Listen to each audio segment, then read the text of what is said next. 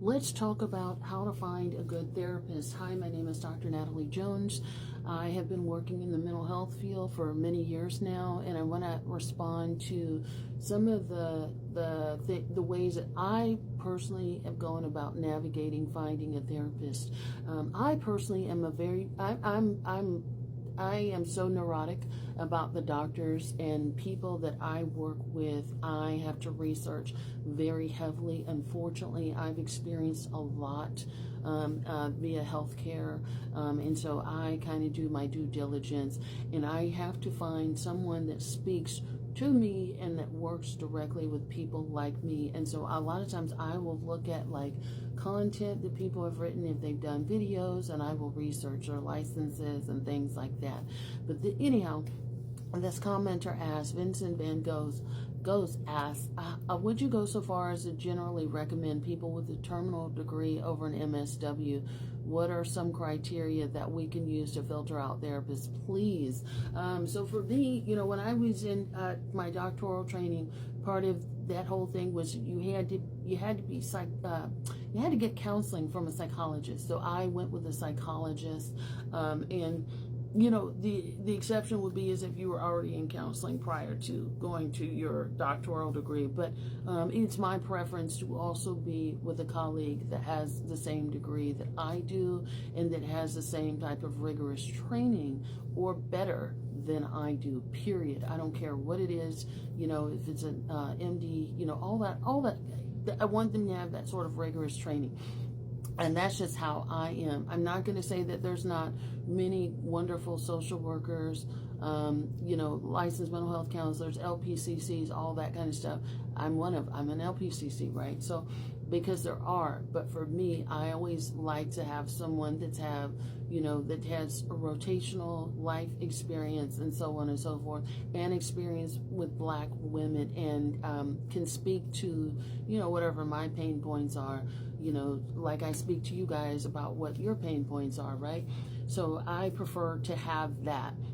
And so, again, some of the criteria that I look for, yes, I personally, when I went for counseling, I looked for a PsyD or PhD in clinical psychology.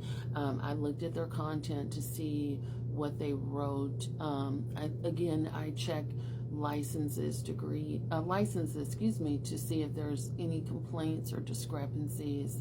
And so that is typically the place where I start. Then, I call around and see who has availability, and then I try to talk to them, do the consultation to see, what's their bedside manner. Will we jive? Will we mesh well? Like, are you conversational? Are you the kind of psychologist that sits there and just nods your head and says nothing, or fall asleep or whatever, and so that's also another thing. I try to get a sense for personality and then go from there. These are my issues.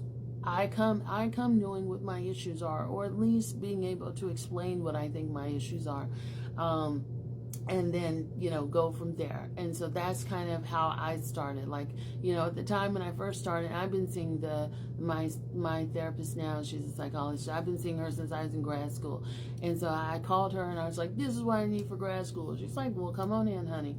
And so I went in, and I was not a very good patient. Therapy was new to me, and God bless my therapist for putting up with me. I was one of those people, when I went in, I just sat there. She's like, okay, so what brings you in? How are things? And one word answer, and then I just sit there because it was a foreign concept, and you have to be patient with people like that. I realize that I'm not the only one, but it's very hard to sort of pull that. I think that's the other thing. You have to have someone who's a master at sort of pulling things from you, because therapy can be very anxiety provoking. Plus, I work with a lot of pathological personalities, and I have to be able to pull things, because one thing that pathological personality people try to do, from anything from filling out their paperwork to showing up in the therapy session, is withholding information. So you have to be good at sort of pulling information out of people in a way that doesn't feel like nerve-wracking to them. Unfortunately, sometimes with pathological personalities, that's not always the case, because they're trying to see how far they can manipulate, or if I really know what I'm doing, right? And they're going to lose every time, because I've been doing this long enough to know, right? And they often, like, they try to tell me what they think I want to hear, or they tell me just enough, but without telling me the entire truth about things. And we can certainly do another video on whether or not you should tell your therapist the truth. If you guys want it, let me know. But, you know, so that's kind of how I do it. I want to make sure the person is professional. I also like for my people to look the part. I know there's some therapists that disagree with me. Like, I wear whatever I want. I wear flip-flops. I wear shorts and things like that. I don't like that. I view you as, I'm going to a professional. I dress professional just about every day. You know, when I see my clients, I'm dressed professionally. So I'm not going to see someone who's dressed up in flip-flops and shorts. And that starts even with looking at their profile pic on Psychology Today or whatever. You got people with their dogs and whatnot. You got people just like chilling, you know, doing an iPhone photo. I'm not really sure what's happening on some of these. But, you know, I don't really fool with that. Like, to me, I want someone that takes their professionals seriously. I'm not going to say there can't be bad professionals in good clothing, but I would say, like, appearance is everything. Like, you know, I need to show up to you, and you need to be groomed. That means you need to be bathed, and your clothes need to be washed and pressed, or whatever. Like, you need to look presentable, like in business attire or professional attire.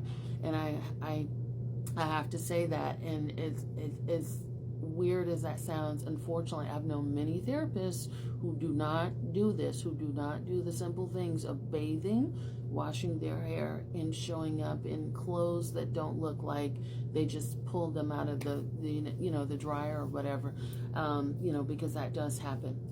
But that's part of what I do. And I also talk when I do the consultation call. I'll go back to that. I kind of, you know, I try to ask the therapist a sense of what their style is. You know, some people are really into, like, you know, they've heard CBT or DBT or whatever, and they call me. They don't really know what that means. They just know that they've heard somewhere that it works for X, Y, and Z. I'm an eclectic therapist. I always tell them that. Like, I use, you know, I've used all of those, so I'm well versed.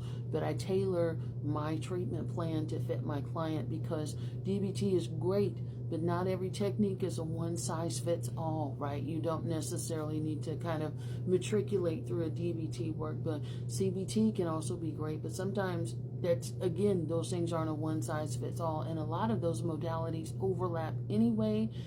So I tell them, you know, here's what I heard you say, and here's how I would approach it.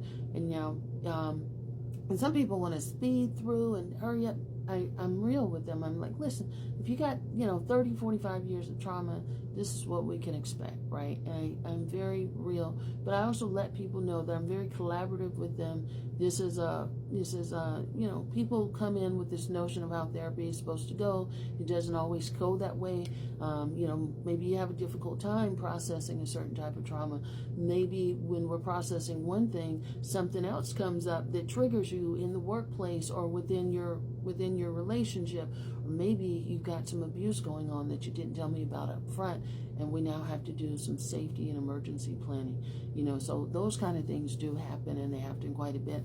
So you have to be prepared as a clinician. But I let people know that, you know, and my paperwork is now, you know, if and when people come to see me, which I'm not taking people right now, but if and when people do come to see me, my paperwork is tailored through my years of experience. So I've been evaluating and consulting people over the years. So, you know, I have mine down to a science when they fill out that intake paperwork and before they meet with me for a consultation. So I know questions that I need to know that if you're a good fit, and it's going to help me explain to you what it's going to take for me to be a good fit. And I let my clients, I'm willing to work with them as long as you're willing to do the work. So that means you have to show up. You have to tell me if something doesn't feel good, right? Because I'm not a mind reader, despite a lot of people thinking that. But you have to kind of tell me. And then, we can always pump the brakes if something gets too tough. You never have to impress Dr. Jones. I understand that people are human and they need to show up as they are. Hope this helps answer your question. Thanks for asking.